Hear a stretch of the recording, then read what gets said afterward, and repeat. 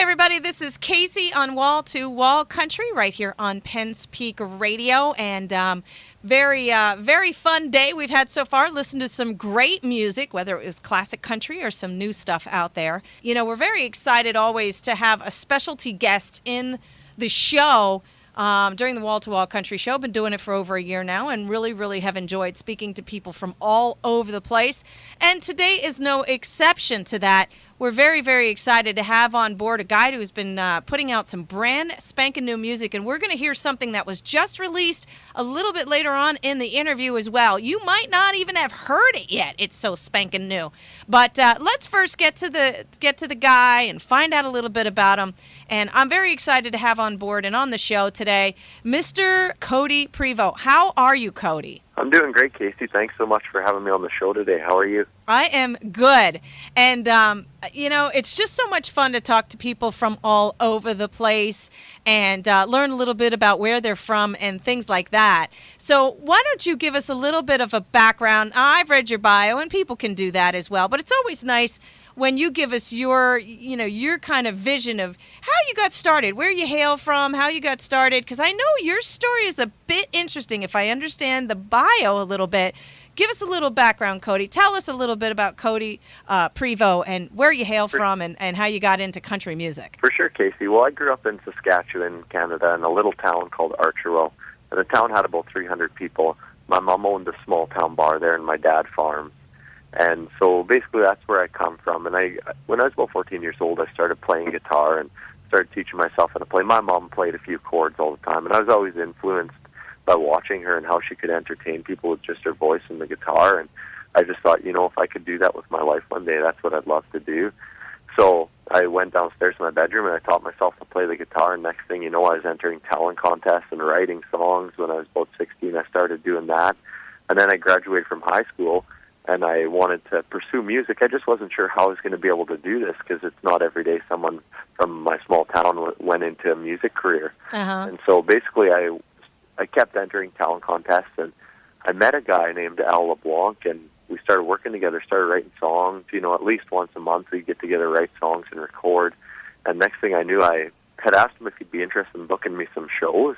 Uh-huh. And so he started booking me shows in small town bars for $100 a night with just me and my guitar. And this went on for a little bit, and then I ended up wanting to go to Nashville and record my first CD, but the only thing that stood in my way was money. I needed some money to be able to go and record an album. Sure. And so I put together a business plan, went in to see the banks, and just, kept getting no's, because it was a pretty risky investment for the bank. And that's when I got the idea.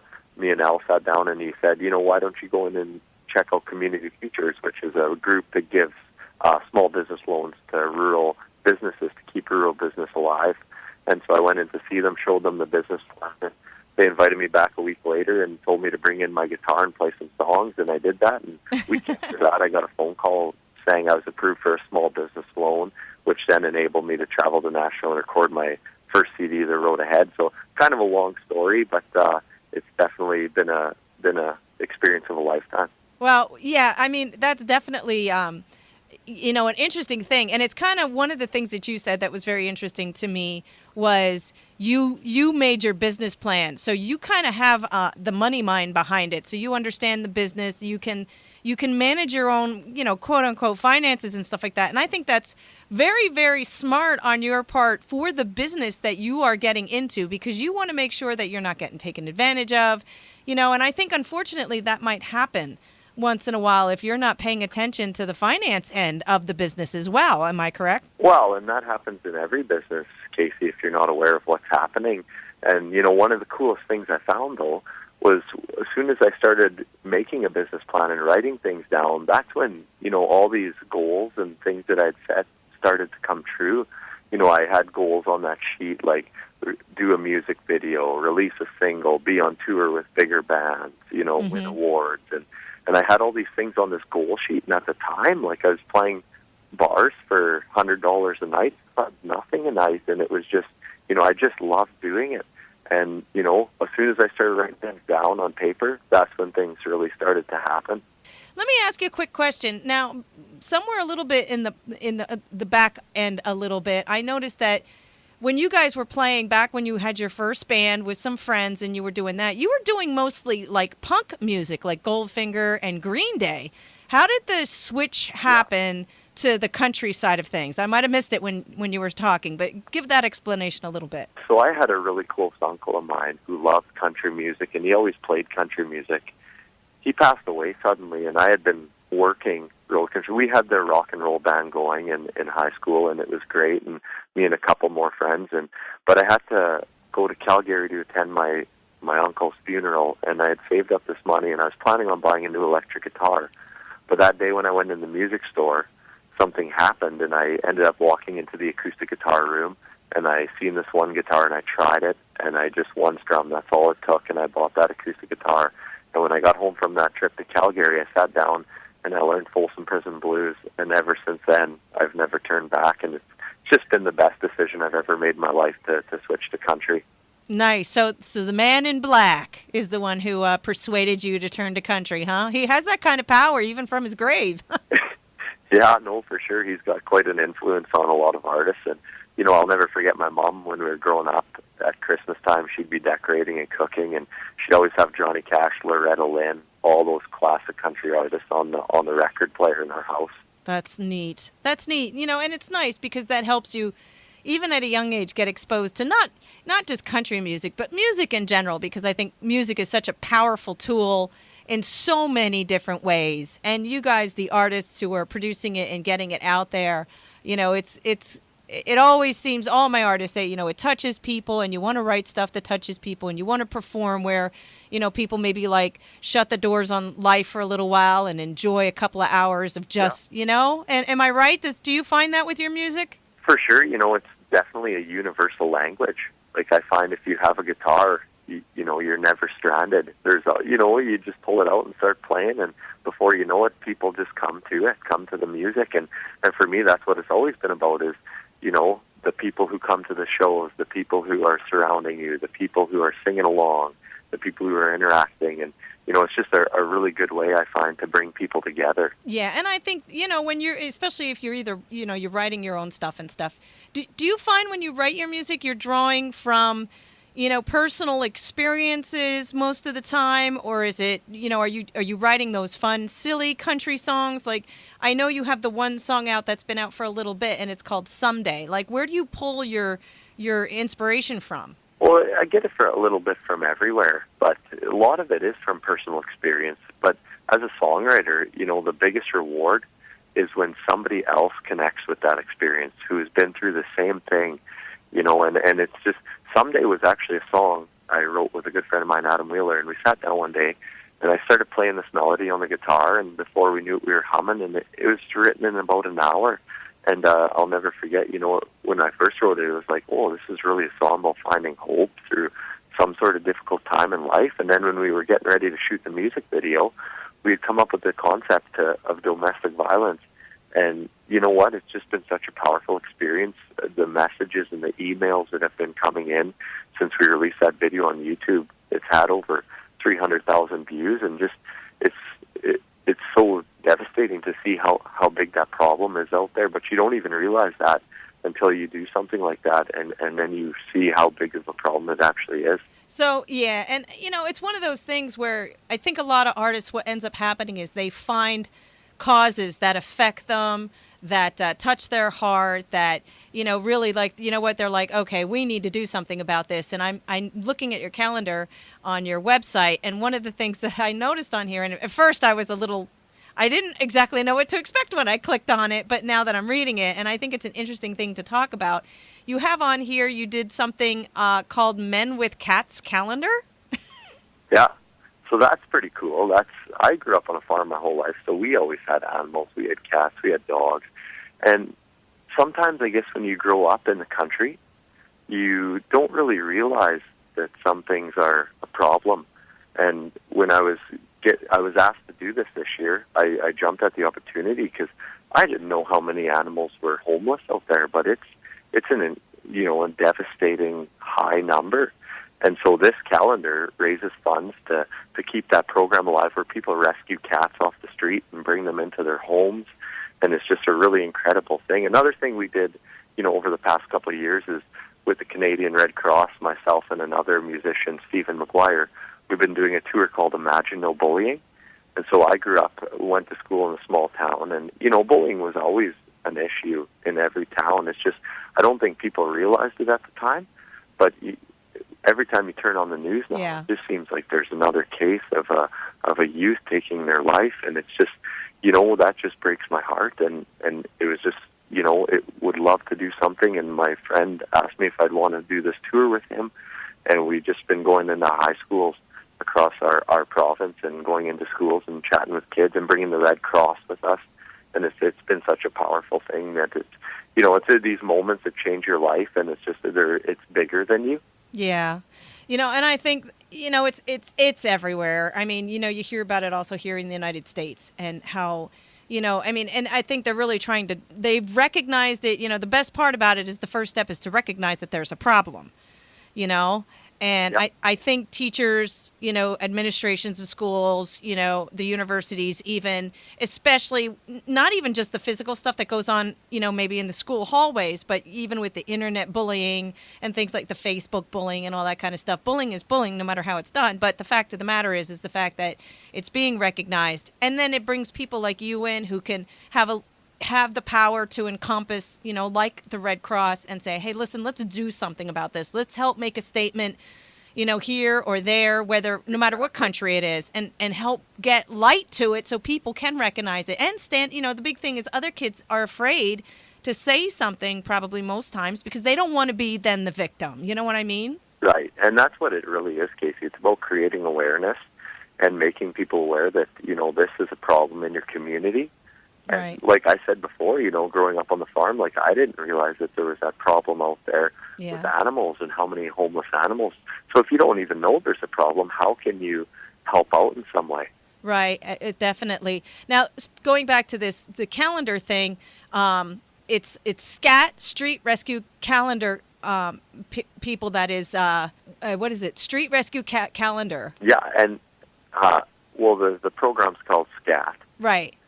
And you can, there's a website, and it has all the details on there, and as well you can get the calendars on there, and every year they do it, and it's been a big fundraiser for them, and people from all over the world have bought these calendars just to support this program that's going on, and you know what, I didn't know about it kind of till 2 years ago or so, but I just can't believe the amazing work they've been doing.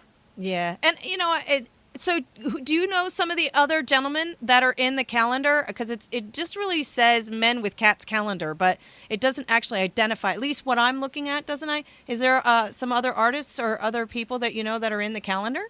Yeah, there's quite a few people in there. There's, they get news anchors, they get artists, they get, firefighters, they get radio hosts. So there's just a number of people who are in there, and it's quite a few people from Saskatchewan. I know the Sheepdogs are in there. They're a band that have done really well over the past few years. Mm-hmm. And there's a bunch of radio hosts and news anchors from around Saskatchewan as well. And it's just, everybody just donates their time and does the calendar. And it's just been a great fundraising program. Yeah, and I want to throw this out there. So if people are listening and they're like, hey, how do we get a calendar? You can go to Streetcatca, if I got that correct, or just Google Street Cat or Street Cat Rescue, and look for the SCAT Street Cat Rescue Foundation, and the donations go back to helping getting the cats off the street and getting them adopted and getting them healthy and things along that line. Correct? Yes, exactly.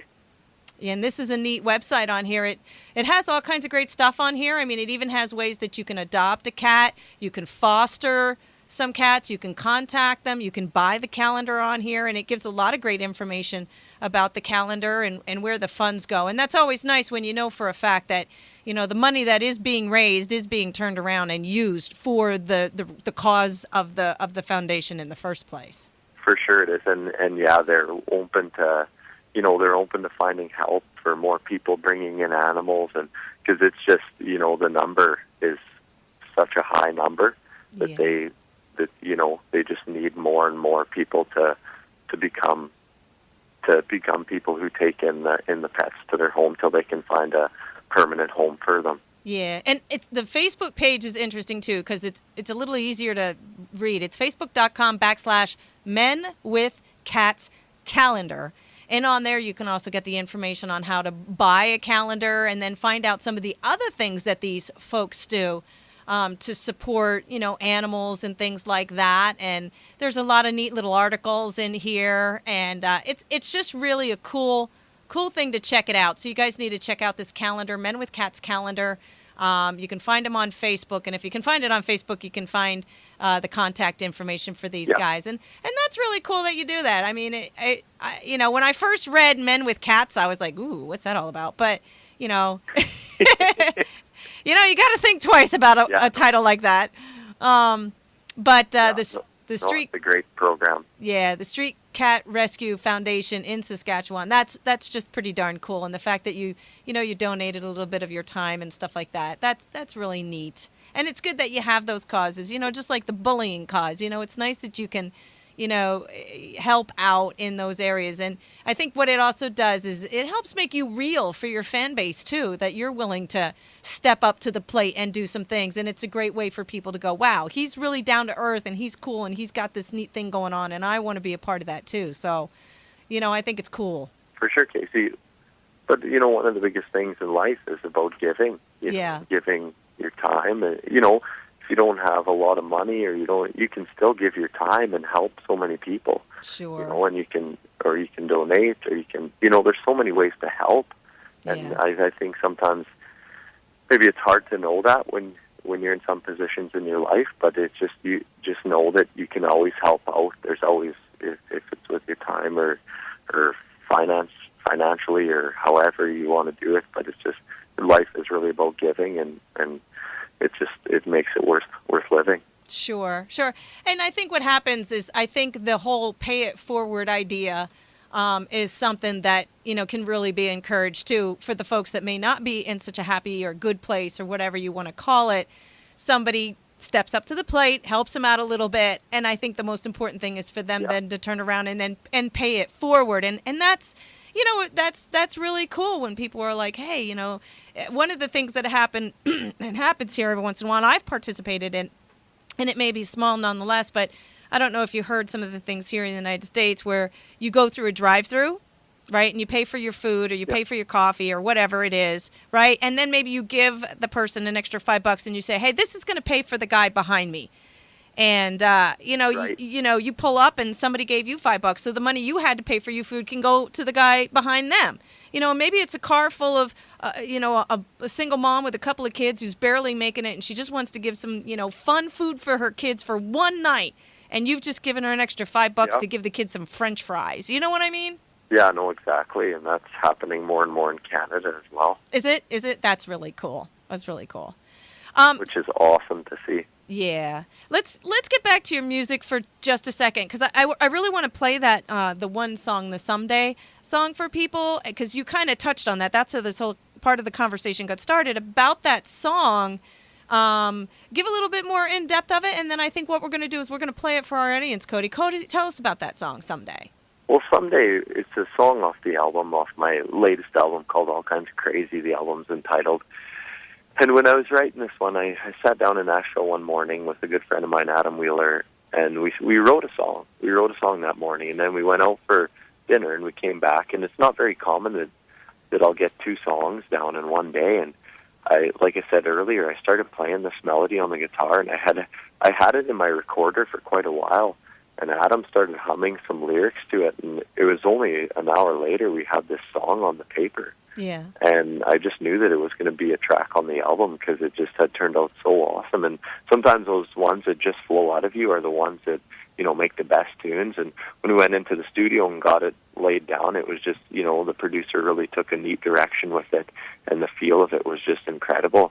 And so I was excited about it, and now it's a single, and we did a music video for it, and we based the music video around domestic violence and released it on YouTube. And it's such an overwhelming response. People have sent their emails and messages, like I had said, and just sharing their stories with me about what they had been through in their life and thanking me for writing this song. And awesome. As a songwriter, that's the biggest reward you can get, is having somebody email you and having one of your songs that have touched their lives in some way. Yeah. So it's just been such a powerful experience, and it's definitely a song I'm proud to be a part of.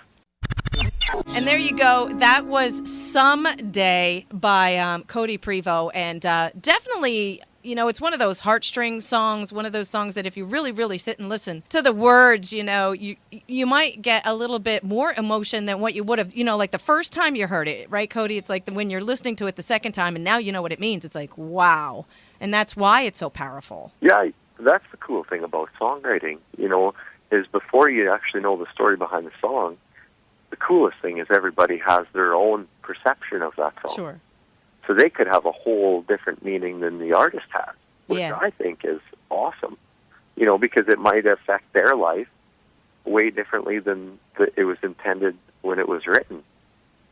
But that's not a bad thing. I mean, has that happened to you where people came to you and said, wrote this story and this is what it means to me, and you're sitting there going, well, that's not what I meant, but hey, whatever floats your boat. Has that happened to you? Yeah, no, it happens all the time, and it's just, that's the coolest thing. Like, I wrote this song called I'm Okay, and, like, a couple people came up to me and thought it was a love song, but it was really a song I wrote for a good friend of mine who, she lost her brother in a car accident when we were about 14 years old, and so I wrote this song in the presence of the person who had passed away and telling the listener that they're okay, but they were telling them through a song. Yeah. Wow. And so, people have had just different reactions to the song, and it's the coolest thing. It's the coolest thing to know that, well, that's really cool that you think that way of it, because that, that obviously must have been an experience in your life that you connect with, and that's how you connected to the song. Nice. That and that's what music's all about. People can argue it into the day they die, but it's definitely a very strong vessel. And it can be used. It can be used for fun. It can be used for a party. It can be used for drinking beer. But Right. But then Right. there's some of those other ones where it can be used to heal. It can be used to heal. It can be used to put a smile on someone's face. It could be used to fall in love with. So, like you, it's Exactly. global. It's absolutely global. Here's a Canadian artist that we're talking to, who, by the way, I want to mention, because I don't think I mentioned this before. You just recently came home from a tour in Australia. You were over there for a while, from Canada to Australia. How the heck does that work? Yeah, no, I was in Australia for the month of January. I was on a tour, and there's a lot of country music festivals up in Australia, and I have a good Canadian guy that I knew of that was living in Australia, so I called him and asked him if he'd be interested in booking me some shows. And I called him about 6 months in advance, and lo and behold, in January I had 15 shows in Australia, and it was awesome. Like, we went to the Tamworth Country Music Festival, and like in Australia, the people are just so responsive to music. They're such music supporters. It's just an awesome community to be involved in, and definitely I'm looking at going back in probably August. There's more country music festivals. There's music festivals every month here, which is awesome because in Canada, it's about minus 45 in January, and in Australia, it's about plus 35. Yeah. So it really helps break up the winter as well. I bet it does. There was something else posted on your website back in January, and I just want to touch base on this and see if I understand this correctly. It was something that you guys had up there that said, Codie Gets All Kinds of Crazy, which is the title track of your album, with Southern Hemisphere and Europe. What's that about? Yes. So that is, I released a song now in Australia, and it was the title track off the album called All Kinds of Crazy. Okay. Because it's summertime in Australia. I just thought I'd release an up-tempo song, and it's the first song I've ever released in Australia. I've just been doing radio interviews and, trying to figure out time zones and time changes, and it's been great, though. It's just, there's a whole world out there, and sometimes, as an artist, it's amazing to get a chance and an opportunity to travel outside your world, where you grew up, where you come from, and see what else is out there, because you don't really know what opportunity lie. And I was in Australia for a month, and we released a single in that time, released the video to CMC, which is a country music television channel, and released it, and did the tour. And it was just, that's, you find opportunity when you travel, and it's great to be able to have that, to have that and to be able to do that. Yeah, I mean, and those memories will stay for you forever, and they help fine tune your skills too, because you're performing into different artists and different different backgrounds, and the way those people live compared to how you live in Canada, to how people live in America. So it's expanding your horizons, and it's going to expand how you write your music and the things that you write about. It will, for sure. And like you said there, it definitely expands your network of people. Sure. Like in Australia, I had never heard of hardly any of the music artists, the country music artists. And there's, every show I'd be at, I'd meet probably 5 new country music artists that I had never heard of before. And then you get to know each other, and you start Facebooking, and, before you know it, you can be on more tours with other artists. And, it's all about kind of building your network of people, and traveling really helps out with that. Sure. Now, you talked about releasing some new stuff here, but you've also just recently released another new single off the album, All Kinds of Crazy. Am I right? Yes, we just put out a new video for a song called Down the Line, and it's the latest single right now. And so we're just promoting that, and I'll definitely, have the video for you guys to see. It's up on YouTube as well, and then we'll get her up. And it's been a great response, and I'm going to start recording again this year. Going to start working on a new album again. So time goes really, really fast. I can't believe it's been already basically a year since I released my last album, and it's time to already start working on a new one. So I've been writing a lot of songs and working on a lot of things like that.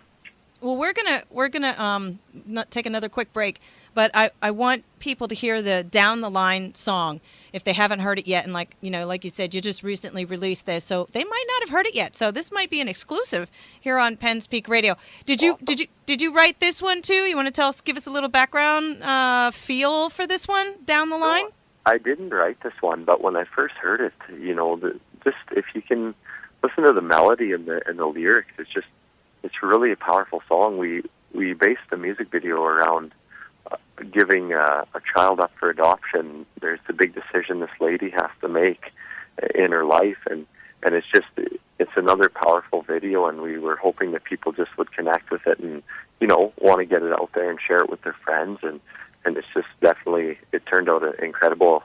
I was working with a video crew from Saskatoon called Electric Umbrella, Saskatoon, Saskatchewan, and it's awesome working with those guys, and we always, it's been great concepts that, they helped me come up with for these videos. And there's another great song by Codie Prevost. You want to be able to check this guy out. Another great tune called Down the Line. Make sure you look for it. Make sure you, try to get your hands on it. And speaking of that, Codie, how do people find you? How do they get their hands on your music? Are you a Facebook dude? Are you a Twitter dude? Are you out there on iTunes, Amazon? Tell us a little bit about how people can find you and get in touch with your music. For sure, there's quite a few ways. The website would be one of the best ways, which is CodiePrevost.com, and it's spelled CodiePrevost.com. And as well, all the music is up on iTunes as well. And then there's Facebook and Twitter, and every Tuesday night for the last 2 years or so, we've been doing a Tuesday night Twitter party. So at 9 p.m. Eastern Standard Time, we'll log in using hashtag Codie Prevost, and I'll just chat with fans from all over the world for an hour every Tuesday night. And so if anybody wants to join in on that, we'd love to have you.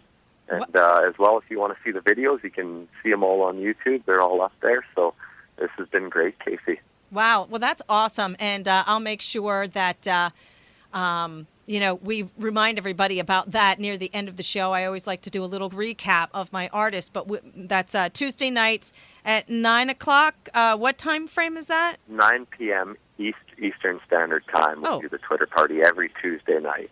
Okay, and that's a Twitter party. So I'll make sure we mention that a couple of times throughout the rest of the show here on Wall to Wall Country to remind people that they can check in with that and chat with you directly, which is really, really cool. And it's nice when musicians have the opportunity to definitely do that. So you can find him on Facebook and you can Twitter. But again, finding his website. Now, keep in mind, It's Codie, and then it's Prevost, but with the ST on the end, which is silent. Prevost. If they Google you or search you on Facebook, Yeah. they'll be able to find you. And then in turn, they'll be able to find your music that way as well. Perfect. Yes. And also, Casey. and find out, where your tour is going to be heading, and if you're going to, if you ever get to the United States, feel free to let us know. We'd be glad to see you here in the U.S. Awesome. And let us know if anything. Go ahead. We're definitely working on some dates for later this year.